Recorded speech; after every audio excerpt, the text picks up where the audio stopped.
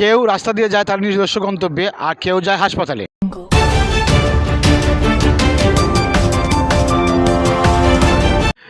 কেউ তার গন্তব্যে যায় রাস্তা দিয়ে, আবার কেউ যায় হাসপাতালে।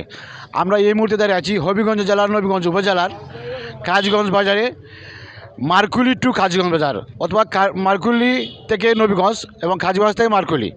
এই রাস্তাটি আমি দেখে যাচ্ছি যে প্রায় 2 বছর আগ থেকে এই রাস্তাটি বন্ধ ছিল শুধু কাজের জন্য।